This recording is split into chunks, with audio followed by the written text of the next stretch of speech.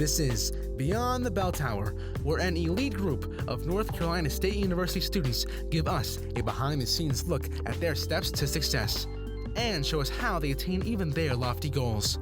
These students, who are in the top 10% of the country, are active in student support services at NC State, a nationally recognized program designed to provide support for low-income, first-generation college students. Nationally, this population has an 11% graduation rate within 6 years. The Student Support Services students surpass that rate each year and go on to become doctors, dentists, accountants, and engineers. They work at Google, Apple, and the NCAA.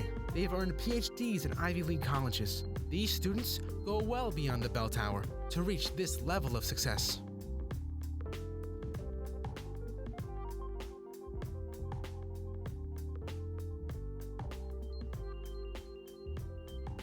So this is Sarah, and I'm here with Bri Elum, and Bri is going to introduce herself. Yeah, I think something that's important for students to know is to tell everyone that my name is Brianna, but I go by Bri, and my pronouns are she, her, hers. I'm here to serve as a resource. I am a part of staff here at NC State University, but my main role is in university housing, where I work as a community director for North Triad and Watauga. So if you all are ever experiencing any challenges with the college search process or navigating any difficulties that may arise as a first-generation college student, know that you do have someone on this campus that will make sure that you matter, listen to your story, validate it, and then try to connect you to the appropriate resources. I am a proud first-generation college student myself, and I know how important it is to really be able to identify those people on campus who are not afraid to share their story. So this is my moment as a staff member on campus, being really vulnerable and being authentic about the challenges that I faced in undergraduate and continue to face to this day. Yeah, no, and we're super excited that you wanted to be on the podcast and that you're willing to share your personal story, and especially as what you endured as an undergrad college student. And so I met you when we were talking about the rates of college students who experience hunger and homelessness on campus, and that really got you excited. Like, that meant something to you. Do you want to share why that was such a big deal? Yeah. To you? So I think that the reason why I got really excited when we began to talk about food insecurity and what that looks like on our campus is because I come from a very low SCS background, and my family growing up, we were on what some people would consider welfare, and I know how difficult and hard it was, definitely throughout my collegiate experience, to have groceries every day, right? Like, I would see certain people coming into the resident halls and their families are coming to their picking them up and they're having tons of groceries, right? Vice versa with me. My mom is a single parent, worked multiple jobs. So while I was getting necessarily groceries, it wasn't necessarily on an everyday rolling basis or weekly basis. So I began to realize that my experience was drastically different than some of my peers, right? On the outside looking in, people make preconceived notions about you, right? And a lot of people would have never thought that there was some moments where I did experience some food insecurity. So I had to think about ways of, how do I make sure that I'm keeping food in my refrigerator, right? But just not food that is high fructose corn syrup or sodium based. I definitely do need nuts and fruits and vegetables and waters to be able to function every day and go to class. So with that came with me wearing multiple hats, and I had to navigate my college experience by having 4 jobs on campus. I was a person where I didn't really want to put a lot of stressors and barriers on my mom because I already know the challenges that she faced. So I knew that I had to think about other ways that I can make ends meet for myself. That's why the Common Read is also very special to my heart, $2 a day, because it's very easy for people to say, well, you can just get a job, or your mom, could have went to college. But even coming to parent orientation for my mom was significantly uncomfortable because she realized that she didn't necessarily have the cultural and social capital like a lot of her peers had when sitting in that family orientation session, and even made her kind of a little bit sad because she came back to me saying, hey, Bri, I had no idea that you were even supposed to fill out financial aid or FAFSA. When did you fill that out? They talked about a deadline. I knew nothing about it. They talked about a book voucher. What is a book voucher? How does that go about? Books are anywhere between $500. Do you have to have those on the first day of school, right? And it just constantly being this moment of both her and I just didn't realize how much we didn't know. But through me having some like valuable mentors, I had already filled out my FAFSA. I kind of asked her for all of her information and went online, and I was able to get everything done. But just in that moment, it was just so surreal for me, as it's like throughout my college experience, I was constantly going to be reminded that I was a first generation college student, because it wasn't until I got there, like I didn't realize, like every day I was realizing how much I just did not know about navigating the college process. Right. Now, how did you end up in college? Yeah.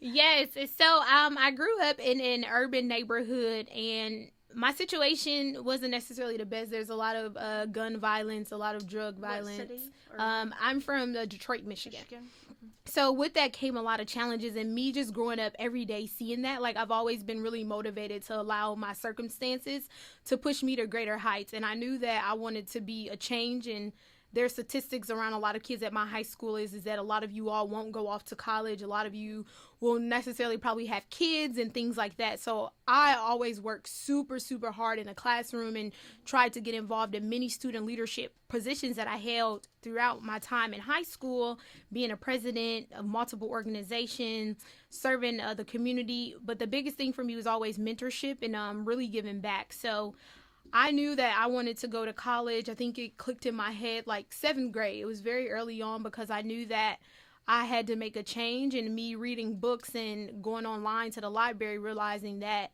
in order for me to change my circumstances and situation, unfortunately, due to the hierarchy of how things are set up in America, is that I was going to need a college education in order to do so. So I utilized my school guidance counselor and just talked to her like, hey, college is a thing. I heard about it. My mom and my dad did not graduate from college. They don't really know much about the process. They're supportive.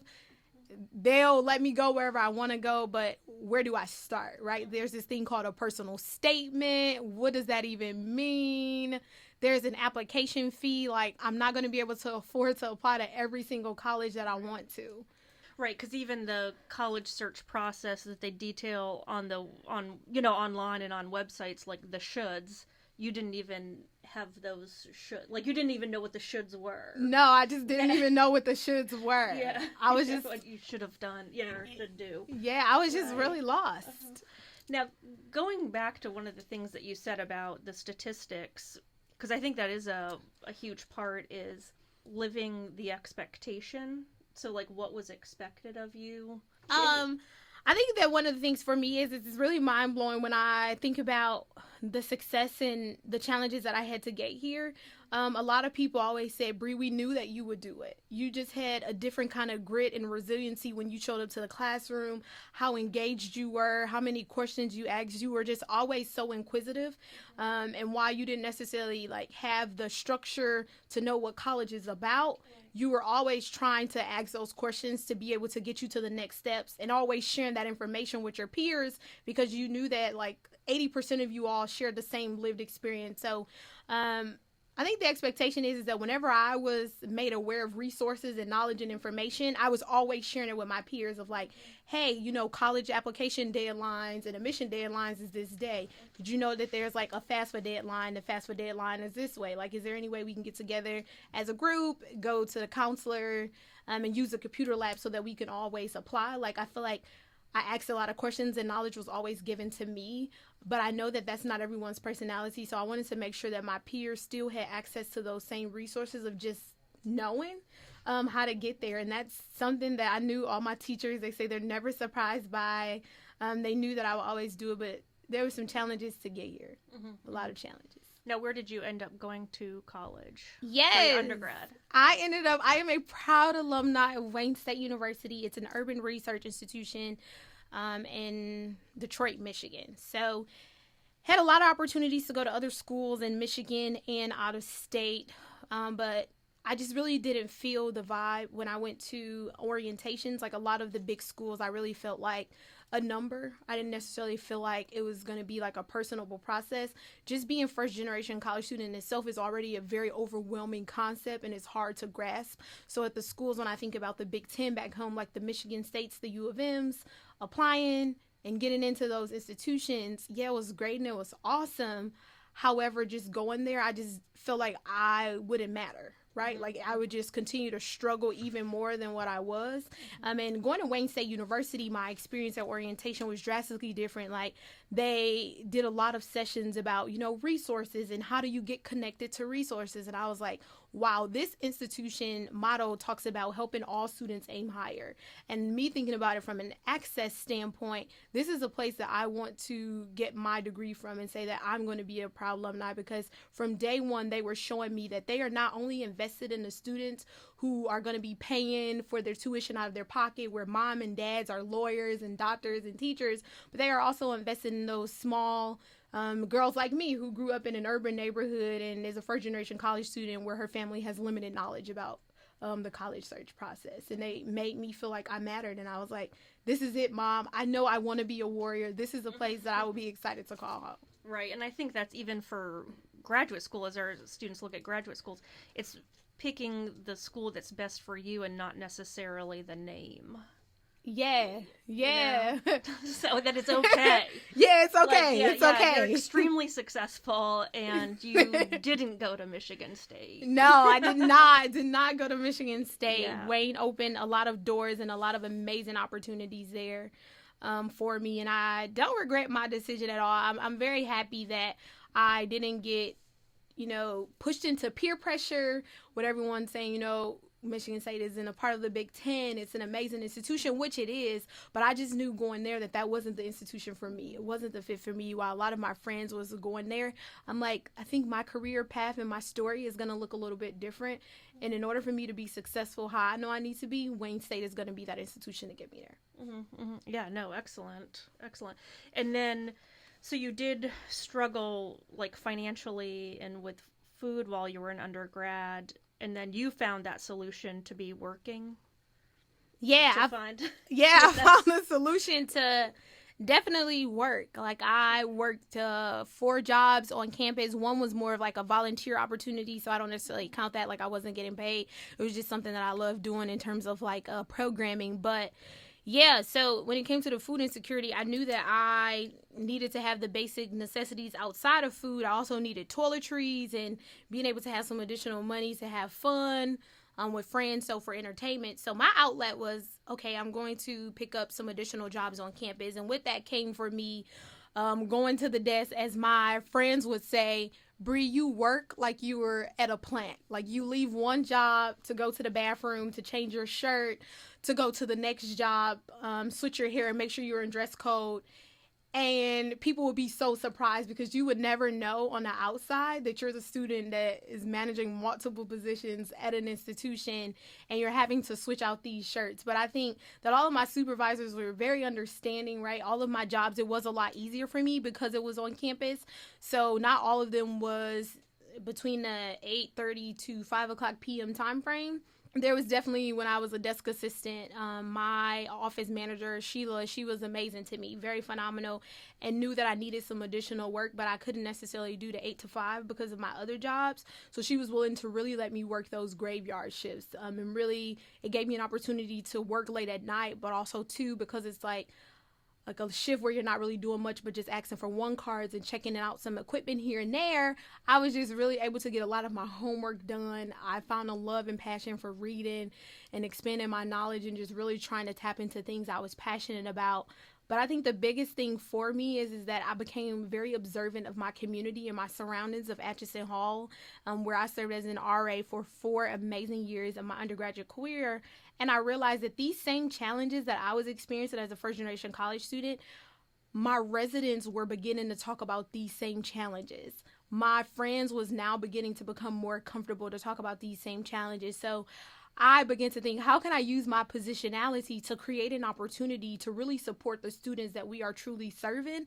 And I thought this early on, like I was just an RA. This was like my second year as an RA thinking this. And I came to my community director, LaTonya, who's phenomenal. And I was like, hey, a lot of the resources for supplemental instruction and office hours, students in our community can't go to those because they are managing like 4 to 5 jobs and they have late night classes because they're also working during the day. So can we create a tutoring initiative that service students who come from low economic backgrounds or their familiar structure and may not necessarily be set up where they're able to go to those traditional office hours or traditional tutoring hours. So she was like, yeah, absolutely, create a proposal, Bri. And we'll send it to the director in housing. So the director of housing was super bought into it because I was able to show the statistics. I was able to demonstrate the need, and then collaborating with the supplemental instruction office to be able to create this late night tutoring initiative that occurred in the hall right next door to us. And then it also created an opportunity for RAs to tutor students and what they were passionate about. Obviously, these students went through an intense training as well, but this was an opportunity that I created right on, and I was able to see the drastic shift and change for myself, my community members, and it also created an opportunity and access for students to be able to have a job on campus. Yeah, because I'm thinking it's that if you had never shared your experience, or you had never kind of been in touch with it to see other people having similar experiences to you, then that change wouldn't have happened. So the piece of it is that if you're experiencing it, probably other people are. Absolutely. And you are the actual best person to come up with the solution. Absolutely. You know, so if you're on campus and you think that everybody is a traditional student, you're wrong. Yeah, you're wrong. You're wrong. So it's just the university hasn't caught up necessarily to the students. Absolutely. So yeah, if something needs to be changed so students can be more successful, then the students need to say this needs to be changed. Absolutely. And now that you're working in housing as a professional staff, how would that process work? So if you had one of your residents come to you and say, Bri, the way you have this structured, it isn't working. It's not inclusive of all the students who are living here. This needs to be changed. How would that student go about making that change with you? Yeah, so I think that the best thing is I always try not to push my first generation college story on any students, because while we will have a lot of common themes, their story is going to be drastically different because I have to take into consideration their social identities and their intersecting identities. So I'll just sit down and ask that student, when you talk about the structures, what particular structures are creating barriers for you within university housing, living in my community? What are some things that you have seen that has not necessarily made this feel like a place of home or a community for you? And because I'm very passionate about engaging in social justice and allowing my staff members and advisory council to be social change agents, one of the things that I really focus on is really creating them with that culture competency knowledge so that we're not creating as much harm, right? We can't catch everything, but making sure that our language is inclusive in our advertisements, making sure that when we're taking into consideration having food at events, is it all encompassing when it comes to dietary restrictions? Having my RAs pay attention. What students do you notice that are not coming to the events? What does that necessarily say? Is our programming at a time that isn't beneficial? How many students do you notice staying after events, taking home a substantial amount of food, and having that conversation? So I think that the best thing is I'm a very authentic person. So a student can truly come into my office and tell me what challenges that they are having about navigating the experience with living in my hall. And I will do everything in my power and work really hard to communicate with my supervisor, who's really amazing, to think about how can we best serve and support the need of the student while they are under my leadership. Mm-hmm. Yeah, because I think sometimes students think they're the ones who have to fit into the system, where actually they can change the system so that they do naturally fit in. They don't have to fight to fit in. No, definitely not. They don't have to fight to fit in. And I think that oftentimes, too, for some students, it can be a challenge, right? Recognizing that not everyone's going to show up and be willing to be really authentic or be very welcoming and open about their story. So that can allow a lot of students to feel very closed off or feel like that they might be judged. I experience that sometimes throughout my college experience, but I think that that's why it's super important for them to identify what faculty and staff on campus share those similar identities, or what faculty and staff on campus don't necessarily share them, but they can empathize with their story and they're willing to listen to them and create opportunities just to make it an overall seamless process for them. I think. Yeah. Now, how did you figure out who to share stuff with? When you were an undergrad, how did you figure out who you wanted to be as a mentor? Yeah, so I really had some amazing mentors throughout my time at Wayne State University. I think the biggest thing for me was really just being observant, like as outgoing as I am and in fun and with this big bubbly personality, like a huge part of me is I'm a very observant person, and I really pay attention to the smallest things that a lot of people miss out on. So just hearing my supervisor in her one-on-one talk about her challenges that she faced going to college and navigating like student affairs and higher education, I realized like, yeah, we had a lot in common with our lived experiences and our stories, my supervisor Latonia. But as time went on, like I also knew that there was some things that we didn't have in common, and that was great because there were some things that I was missing, right? Like she's a phenomenal and amazing writer. And this is something that I'm surprised I'm going to share right now on this podcast. You know, while I am an amazing writer, like I struggle from a grammatical standpoint, right? Like I have always been told by my teachers, in particular, it wasn't until I got to my master's program, Bri, you are a phenomenal writer. Your idea and your concepts are just, you know, so beyond your years for a first year graduate student, your solutions that you are able to come up with, your interventions. However, Bri, it's that grammatical piece that you really need to work on. And just not even like realizing it, right? Because like my whole life I went on and I never received that feedback until I got to grad school. And that was really hard for me. But in particular, when I went to grad school, like I identified one of my professors as my mentor because she was willing to be very honest with me and say, while you are great at all of these things, like this is something that you need to grow on. And I don't want this to hinder you as you necessarily move up. And her just taking a genuine interest in me to sit down and learn about my story, learn about my history with like writing and, you know, like commas and periods and all of that really made me realize like she was very genuine and authentic. And I knew that she was doing it for more than a paycheck, as my undergraduate supervisor, Latonia, was too.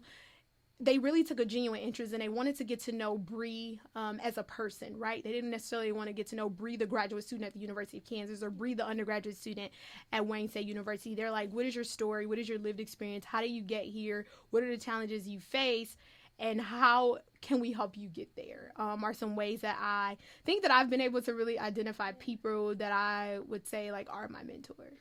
Yeah, because when even bringing it back to the writing piece, when people say like, oh, I'm a bad writer, it's like, well, no, probably not. You just haven't received the feedback that you've needed. Yeah, for sure. You just haven't received the feedback that you needed. Yeah, so it's because I have that with students. It's like I can't go on to graduate school because, you know, I'm a bad writer, or I can't do, you know, complete this personal statement because, you know, writing is my weakness. Yeah. When it's like, no. No. Yeah.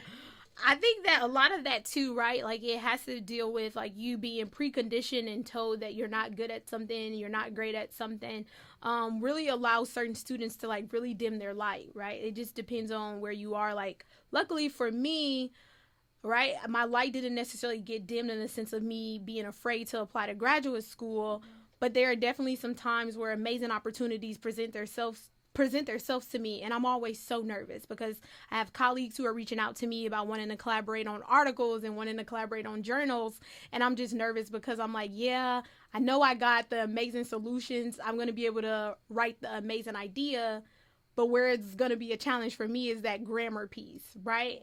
But not allowing that to stifle me as a person. And I realized that that's what I had been doing, right? And it's really hard for me to talk about it on this podcast because I really haven't shared it with many people, right? Usually it's me using a defensive mechanism to say, oh, I'm busy, or oh, I just don't have the time. But really being able to openly share with my friends and say, yeah, you all are right. I love to write and I'm amazing and I have all these great ideas. However, it's that piece of submitting something and having all those grammatical errors and that being associated with my professional brand that really makes me afraid to submit anything. But I'm at a place where I'm getting a lot better with that, and I'm going to push and challenge myself this year to collaborate with some colleagues on some professional journals and get more presentations and things out there, because somewhere in the world there's a student who's just like me, like who's probably a great writer, awesome, but she may have experienced that one time where someone said you weren't the best at grammar. So she has all these amazing ideas in a notebook, or her colleagues or her friends know how amazing and great she is, but because of that one instant in time, it's sticking with her and it's serving as a barrier for them not to get forward. So I think my mantra for definitely going into this year is like not allowing anyone to dim my light. making sure that my light is always shining and making sure that, yeah, there might be some things that I need to work on in terms of grammar, but the best way for me to get over that is for me to continue to write, to continue to submit those pieces, and understand that through trial and error, there might be some pieces that get put out there where there will be some grammatical areas, but that's the benefits of learning, and it's so rewarding. And there's going to be a student who's going to connect with me because that experience. So really just being authentic and me being able to share with them and say, yeah, while I'm an amazing writer and I like it, I'm not afraid to tell you that one of my weaknesses is that grammatical standpoint. I'm like, is it a comma, is it a period, or a comma slice? Unsure, right? And being comfortable enough to say that. I think I've grown tremendously. This summer has really been a reflection summer for me, and I am so excited to try to publish articles and do some large-scale presentations and stuff. So. Yeah, because I think that's when people ask you to collaborate with them. Yeah. It's, it's like they're not asking for an editor, Yeah. And so, I mean, if you even need to say that caveat is like, yes, I'd love to contribute and collaborate. I'm just not going to be the editor. Right. Yeah. And let it go from there. Yes, you're so right, like Sarah. You're going in is like, no, I have to, produce the finished product. Yes. For you all. And it's like, no, they may not even want you to. Right. Absolutely. You as a team have to come up with it. Yeah, definitely. So, well, we'll look forward to seeing that. Aww. But I think that's even a way to, even for the people asking you to collaborate, say like partner, and colleagues, that may be their way of a safe zone. Like they're not going to contribute something themselves, but they'll do it as a team. Absolutely. Yeah. And so they could be like, well, I'm going to ask Bri because of all of her strengths. Yes. So they don't care about the weaknesses. No. And I think that's a good point you said that, Sarah, because once I was willing to openly share with some colleagues as to why I was saying no and I didn't want to do it, and they were like, Bri, I don't care about that. That is so small compared to how amazing you are going to be with, being able to consolidate the information, being able to bring the research, coming up with innovative practices, being very creative on making it theory to practice for our field, being able to tie in student development theory, and then being able to look at it from multiple perspectives for identities that you share and identities that you don't. That's the colleague and the friend that I am so excited to collaborate. Bri, I don't care about the grammar. Yes. And now this whole time I'm like, what do you mean? But because I never asked, right? I just automatically assumed, which resulted in me not feeling comfortable to do that. And that's, again, where that first generation college piece is showing up again in my life, right? But me just saying that this is my year when my light is turned all the way up at 750. And regardless of whatever challenges or obstacles, I'm ready to go out full-fledged in force and begin writing and submitting some things. Because I always have to remind myself that whenever you see any published research, it has multiple names. Yeah, multiple names. And it's because somebody's in charge of the statistics, analysis. Yeah. Somebody's in charge of the research. Somebody's already been doing, the work. Yeah. And designing, the survey. It's never just one person doing it all. No, never. Yeah. So what are you going to work on then this year? For what are you going to... You're going to present or submit for publication things? Yeah, so we have a lot of professional organizations for student affairs, like the CHO, which is the Southeastern Housing Association, NASPA, ACPA, the Kuhuai Talking Stick, where you are allowed to submit journals on any topics or anything that you are passionate about. So challenging myself this year in one of those professional organizations for me to submit an article, whether that's alone by myself or me collaborating with a peer about things that I'm passionate about, things that I think that as higher education professionals we need to be more conscious of. When we're trying to have inclusive practices, me just being able to talk about the great initiatives and things that I've been able to implement here at NC State, or the challenges that I face as a student, both in graduate school and undergraduate, and saying that these students are a part of your communities today. So I'm just so overjoyed. I'm really, really excited about what's to come from it, and I'm just going to be able to look back and say, wow, 2 years ago, I would have never even pressed submit. Never. Yeah. No, you need to send those to Yes. me. I can't wait to see them. Especially depending on what you end up doing. Yes. Is even collaborating with our students. Absolutely. That would be amazing. Mm-hmm. That would be amazing. We had talked about before, too, you're working so much, and for my work with students, and I know you see it every day, is when is work good for career development, good for responsibility, good for getting enough money to get your needs met, to then being, like, harmful to somebody's health, harmful to somebody's grades? Yeah. Because have you seen that both? I mean, I think that's like a tricky ground, to know when work's hurting or helping. Absolutely. I've definitely seen that as a challenge with students. Luckily, while I did manage multiple jobs, my GPA did not suffer or fall. In undergraduate, I was still able to maintain a very high GPA, but throughout my time working with college students at a variety of different institutional types, I've definitely have had students who really come to my office and they reach a point where they're like, it has to be school or work, and people are saying that I need to choose, but I really need both, and here's why.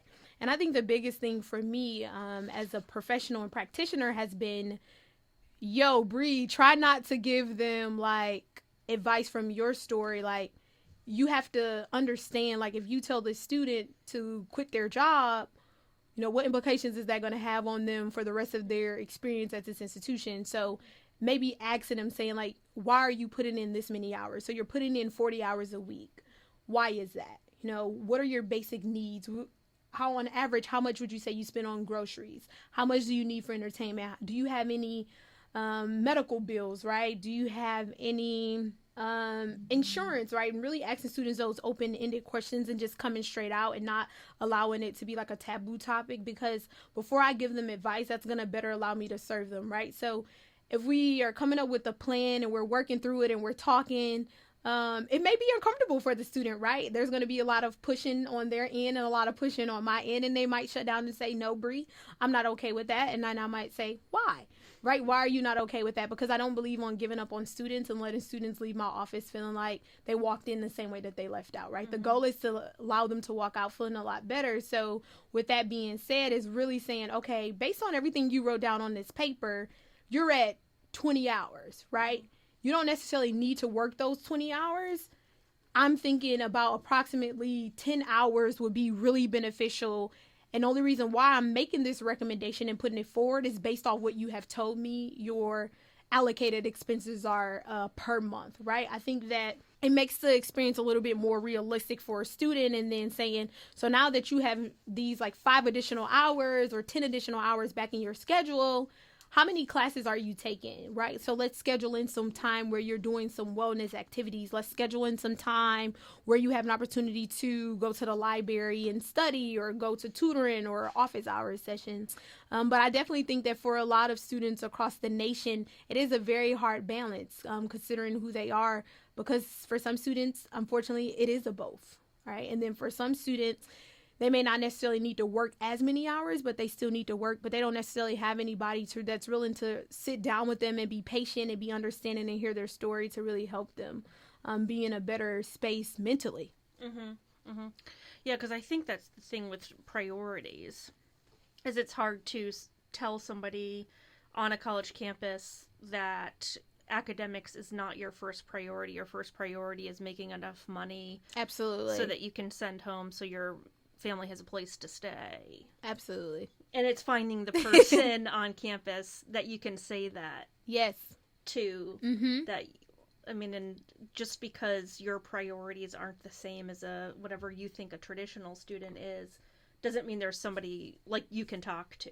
Absolutely. So you can talk to Bri. Yes, you can talk to me. My office is located in Syme 116A. I am always willing to be a resource to you all, throughout your PAC experience, willing to listen, provide support, and get you connected in any way. That's my way of giving back, because so many people have given back to me in many ways in my life. And they always say, when I reach back out, what can I do to ever repay you? And they say, nothing, Bri. Just pay it forward to somebody else. Mm-hmm. Now, how did you have the motivation to go through undergrad and then grad? Because you had to have sometimes hard days. Hard days, hard times. Woo! So yeah, there was a lot of hard days. There was a lot of hard times, especially with that notion of just sitting in a classroom and you really realizing how much you didn't know. Like, I graduated from high school with an overall GPA of a 3.5. So I was in the top of my class. I was my class president. Like, I was just super involved. So in my head, I'm like, woo, college is going to be a breeze. I'm going to transition into college, and it's going to be a piece of cake. Like, I'm not going to experience many academic difficulties. But then when I got to college and I got in the classroom, it was like, whoa. So this 3.5 you got. Oh, wait. Yeah, you are still smart, Bri. But then there's small things where a teacher is sitting in a English course and saying, yeah, you all have a Prezi due next week for your assignment. And I turn over to my best friend, Chris, and I'm like, bro, what's a Prezi, bro? He's like, I don't know. We went to the same high school. I don't know what a Prezi is. And us in that moment realizing, like, wait, so we had a computer class. We don't even know what a Prezi is. So having to just go back and figure out what it was, right? And then there were some students who we were joking about it afterwards who were like, yo, Bri, I can't believe you didn't know what, like, a Prezi was. Like, our high schools are kind of similar. I at least know what a Prezi and a PowerPoint was. And in that moment, right, like, you're laughing and you're joking around with them because you find it funny, but then you go back to your resident hall and you're realizing, like, wow. Okay, so here's another thing for me to put on my list that I don't know. So I need to spend some additional time going to someone's office to talk about a Prezi, me looking up online, how do I even do a Prezi or a, what is it called, a Pecha Pucha presentation, like, you know, just those kind of things, because those, I didn't have access to those resources at my high school. So again, I struggle with math. That was something that I drastically struggle with. Like, I failed my basic math class 2 times. Like, I just have never really been good at math. Like, even growing up, like, I knew that I can always get, like, A's in all the rest of my classes. But math for me was always, like, a B- or most likely a hot C+. No matter how many times I stayed at tutoring or how many hours I put in, it just wasn't clicking, right? Like, families saving up money, working countless hours for me to try to go to Sylvan Learning Center, having, like, private tutors, just still was not working. And then I realized, like, oh, it showed up again, right? Like, when I get to college and we're doing, like, y equals mx plus b. For some students, that's so similar. But for me, I'm, like, drastically struggling for this entry-level math class. And I'm like, whoa, yo, I got, like, 2 more math classes left. And I'm struggling in the entry-level one. And, like, my teacher, Miss Gordon, like, I absolutely loved her as my math teacher at Wayne State. She was just like, you know, Bri, you're putting in so many long hours and you're coming every day to tutoring and we're working on the things that you're having challenges with. But then I got an email saying the first time around, like, I failed the class completely, right? And then her reaching out to me and just saying, you know, you put in a lot of hard work, Bri. I know how hard you work. I'm sorry you didn't pass. And then me having to take it a second time, right? The math class, and I'm like, yo, something has to give. Like, I have to pass this, because now in my head I'm freaking out. I'm not gonna graduate if I can't pass this class. So putting in those same hours, and I just remember the grades. She didn't even allow them to come out. She called my cell phone and she said, "Hey, Bri, it's Miss Gordon." I said, "Hi, Miss Gordon. How are you? How's everything going?" And in my head, I was like, okay, so I'm going to have to take it again. And she was like, "I am just so happy to tell you, Bri, that you passed Math 0993 with a A+. Wow. In that moment, I screamed, I cried. I was just so overjoyed because I put in so much hard work and I just worked super hard. And while I failed it multiple times, it's like finally the last time it was like my victory lap. And I knew for sure, like, oh, I'm getting emotional crying right now on this. I knew that in that moment that I could finally say, I'm graduating. Because every year at home, you know, the casual dinner conversations for Christmas and Thanksgiving, and when you go back to your high school to volunteer for things, it's like, yeah, so when are you graduating? Right? For me, I would be like, yeah, you know, it's a thing, it's coming. Because again, my barrier was that math class. So I really didn't know what graduation was going to look like for me because I kept failing the math class. But I was able to confidently say after I passed, I was like, yeah, graduation is going to be 2015, Ford Field. I'm so excited. I'm going to do it. Yeah. No, thanks for sharing that with us. But I think that's hard too, is like explaining that to family when it's so hard for yourself. Like, you don't want anybody to know. You don't want anybody to know. Like, Yeah, I failed at it multiple times. Yeah. But now it's one of the most, it seems like it's like one of the better experiences that you've had. Like, yes. Overcoming. Yes. Just overcoming the obstacle. Again, it's so rewarding because I know where I was during that time and I know how I felt. So, I mean, for students, it's like who are putting their all into everything, how I did, and you're giving it 100, but the product is just not coming back at 100%. As I say, is like, don't lose hope, don't lose focus, don't lose sight. You are going to have professors like how I had for me, which was Miss Gordon, who's really going to care about you. And no matter how many times you fail it, it's going to really be there to want to like support you. And I think another thing too is like I had a really great friend named Shannon who was an engineering major where math was like her area of strength. So we would spend so much time at the front desk working our late night shift, just going over like small math concepts and her speaking to me about what were my challenges about math. So like she was just really nice. And then I had residents where math was their strength. And because I was just like such a outgoing, very friendly, welcoming RA, and I really helped them make Wayne State feel like home. Like my students also didn't mind returning that investment to me, to pour into me, to say, hey Bri, like I know you were struggling, or I seen that math grade you got in class today, Bri, and you failed that test. Why didn't you tell me? Like math is my favorite subject, right? And me saying, oh, I'm embarrassed because I'm in a leadership position to tell you that I actually failed. Yeah, and I think it's just like how you love to help, other people want to help. I mean, the majority of people want to be helpful. Yes. And so it's like, even though it may be embarrassing. Yeah, embarrassing for sure. You're their RA. Yeah. And you're like, can I? But it's like, how would that have felt if you were a first year student and your RA came to you for help? Yeah. You would have loved it. I would have loved it. Yeah, I would have loved it. Like, oh, I felt so invisible. I felt so alone. Like, no one cared. My RA was able to, like, pay attention to something that's so small, such as, like, me getting that paper grade back, and they're seeing, like, that red D on that paper that says a D+, and me being embarrassed and trying to hide it, and them being like, hey, I seen it. And this is something that I'm really great at, and I want to help because you are great. Yeah. And I want you to be great. Yes. Yes, exactly. Yeah. Exactly. Because that's something that you and I had talked about before, is like sharing what you don't know. Yes. And so what's the difference between just being honest? Yeah. Versus sharing something that's embarrassing.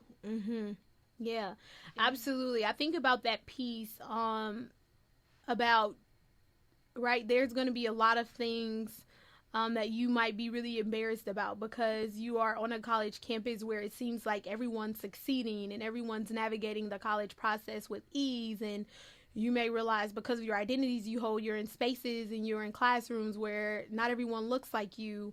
So you're assuming that your story and your experience, that you're the only one going through it, but you're not, right? Like somewhere in another major, there's somebody else who's having that same challenges that you are.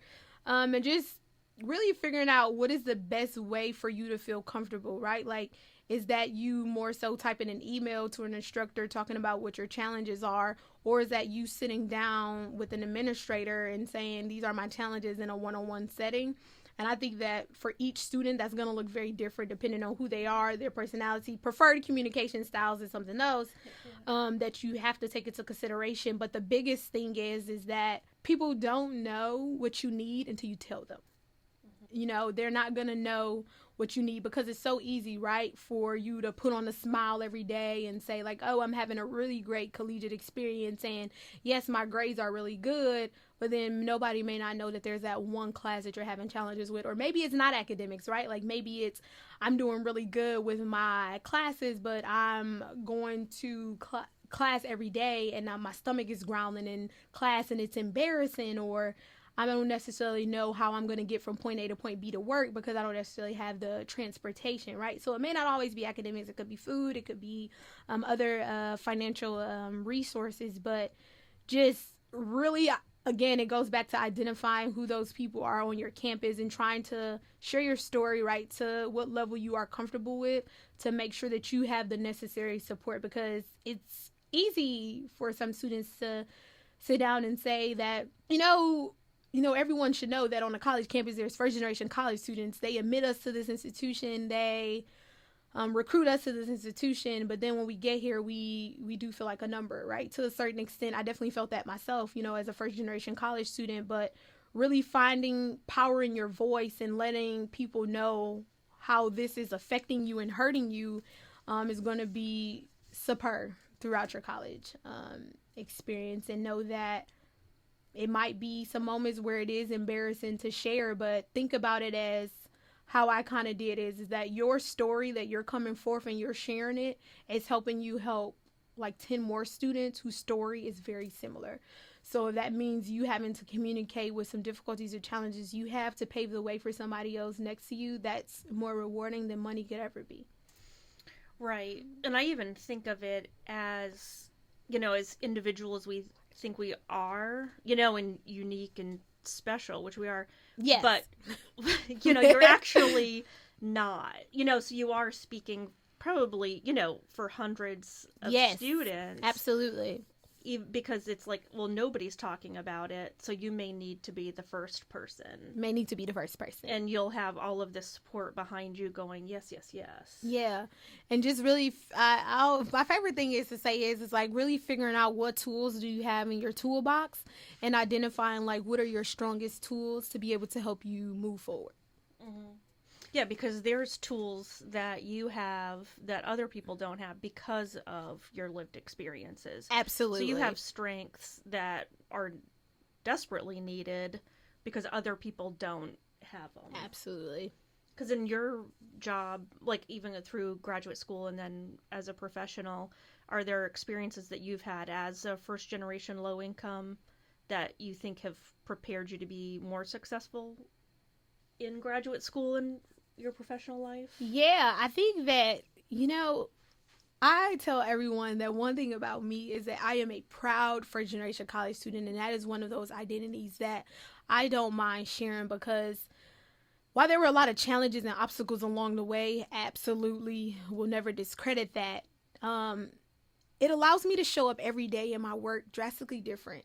It allows me to be able to look at things from multiple perspectives, because I know what it feels like to have, and I know what it feels like not to have. And I know that not all students' first gen experience is going to be like my first gen experience. So being able to lead with empathy and understand like at what points do our stories differ. But I think that the most important thing for me is that while there's a lot of successes with being a first generation college student, I just sit back and think about who were all of those key players in my life, who were my cheerleaders, my champions, when I experienced like charms and challenges, as I would like to call them, cheering me along the way, really helped me go from undergrad to then go along to pursue a master's and to be very successful in my job search and land some awesome opportunities with some great institutions. So I try to be that same person for others, how people was for me, because I could have not been where I am today without those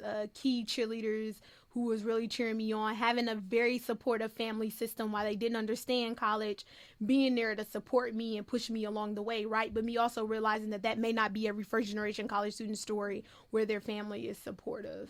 And what made you decide on your career in higher ed? Yes! And red life. Yes. So it really goes back to my supervisor, LaToya Garrett. Like she was just really amazing. Like my first year being an RA, and I just feel like our conversations and stories that we had, she just really always believed in me. Like I'm the person in the team that's really always coming with the big ideas, new opportunities for us to be innovative in our practices. But every solution that I bring to the table has always been based off the student needs and the student wants, and not necessarily what I think that the students need. So her just really believing in me, and showing me that this was an actual like profession, because honestly I thought she like volunteered her extra time, and I thought she had a different job. I was like, this lady is like always here after hours, like we're meeting in staff meetings. And then when she told me like, nah girl, I get paid to do this, and I have a master's, and went to school in Mississippi, and I'm in higher education. And I was like, wait, so what you do is like a career, like that is a real thing? And she was like, yeah. And I was like, okay, wow. And being able to have a really great relationship with my dean of students at my undergrad institution, Dean Strauss, as well, it was like another key opportunity where I was just like, wow, there's a list of these amazing professionals who have served in a capacity to be my supervisor, from like my orientation to supervisors, Ebony and Katie, who were just rock stars to say the least, just always gave me an opportunity and gave me a platform to really have a voice and to just really make an impact and change on my campus. And it just resorted back to like, so you mean to tell me that this makes me so excited just as an RA? It is so rewarding for me as an RA. I can make this like a career for the rest of my life. I can continue to have this same impact that they've had on me. And I think that the deal that solidified it for me is when my director of housing told me, you know, Bri, we looked at the common themes about why people become an RA across campus, and you know, 85% of people said that they become an RA because of you, Bri. How you really show up for the students, and just how they know that you have their best interests at heart, and you go above and beyond to make sure that they're having a great college experience. Really just brought tears to my eyes. Like, I knew the impact that I was having, but a lot of these students were not even in my communities. They were just hearing about the great things that I was doing from their friends who lived on my floor, lived in my resident halls.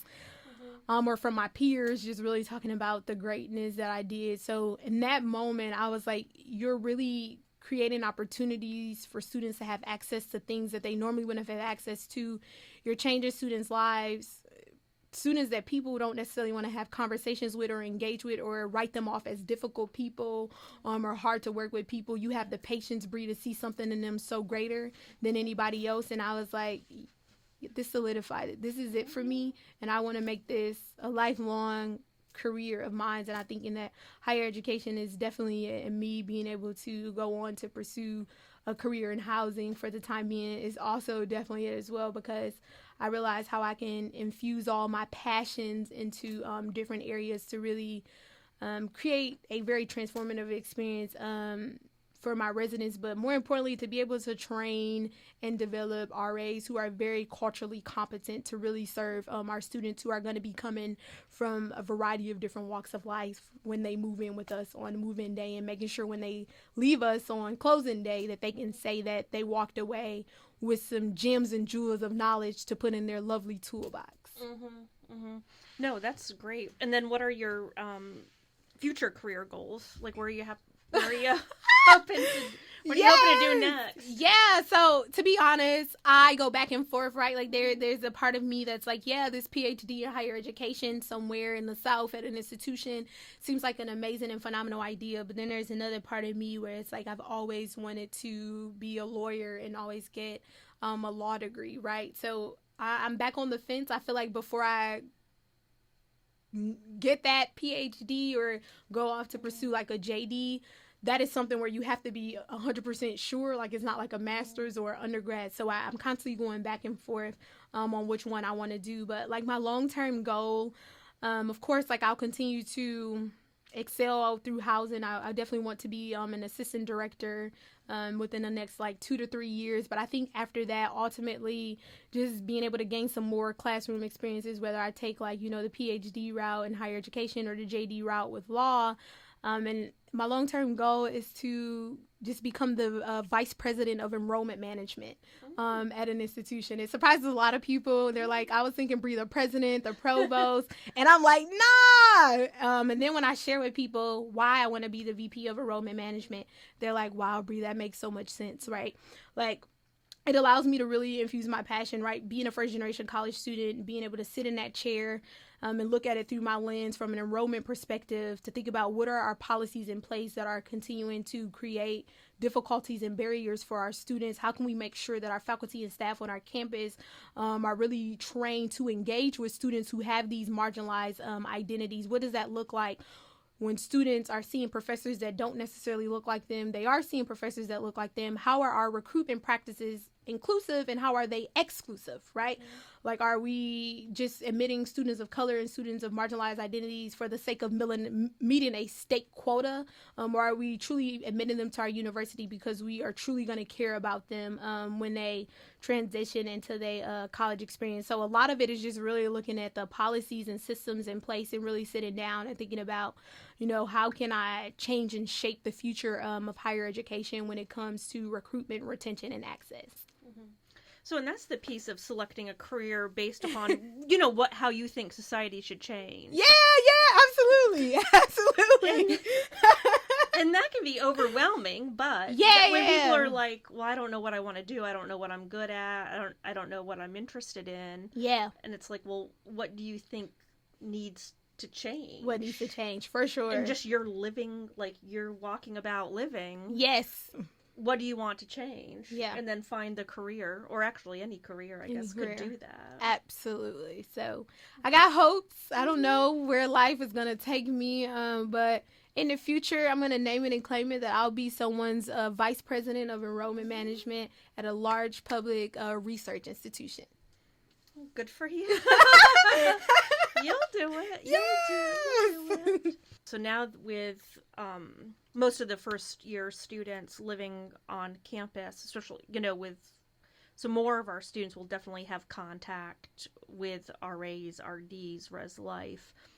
So how do you think, what's your advice to a student? Like, how do you get the most out of what Res Life offers you? How do you get the most out of your RA? How do you get the most out of your RD? Yeah, so we have a very phenomenal team with the university housing. So if I could offer any advice to any college student, is to utilize maybe your first month of really getting through syllabus week and really trying to get acclimated and figure out who you are as a person, because college is where you truly find yourself. You may notice come August that your values may begin to change because you have a roommate who looks different than you, or you might have a suite mate that looks different than you, or share a different experience. So now you're going through this process of where you're reflecting about, are your values that you were always raised on and taught in your house, are those truly your values? Because now you're being able to have those cross-cultural interactions and to really know that your RAs care about you. They are a resource and they want to help. So when you see their doors open, or if you hear them saying, if you ever have any questions or you have any problems in the hall, don't hesitate to reach out to us. If my door is open, it's an open door policy. Please come in. Please talk to me. Know that they genuinely mean that.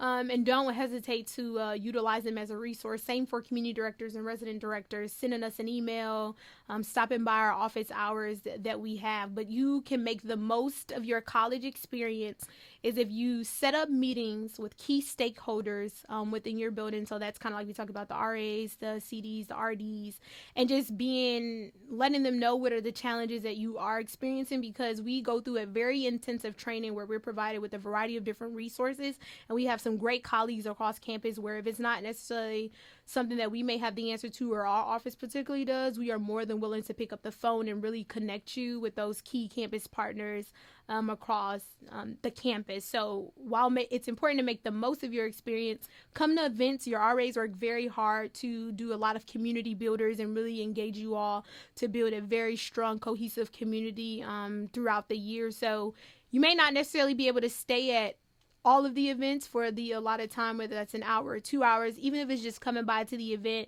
showing your face for 15 minutes, 20 minutes, saying hello to somebody in the hall that you never seen before, challenging yourself to talk to someone who's different than you that you normally want to talk to back home, or you didn't necessarily have an opportunity to talk to them back home because maybe everyone look like you. And don't hesitate to always give feedback about how we can be making your residential experience better. Get involved with the pack, find out what you're passionate about, and know as a student you have your voice, and don't allow your voice to be stifled, and use it. Because it's like residential life staff or university housing staff are not there just to enforce rules. Absolutely not. We care about the students. We really are so invested in you all from the time that you move into the communities, from the time that you all move out. We really, really do care about you. So don't hesitate to come to us. Thanks so much, Bri. We really appreciate it. No problem. You'll Thank have a you. bunch of students coming to sign up to be RAs. Yay! When is RA sign up? The dates haven't come out just yet, but I'll be more than willing to send that information over to you once we get it. Okay, great. Yes. Thanks very much. You're welcome.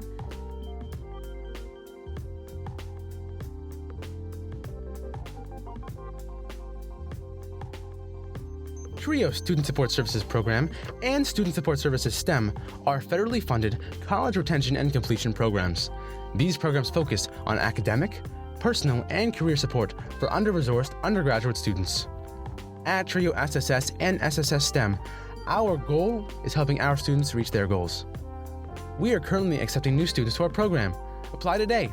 Go to www.ncsu.edu to learn more about student support services at NC State.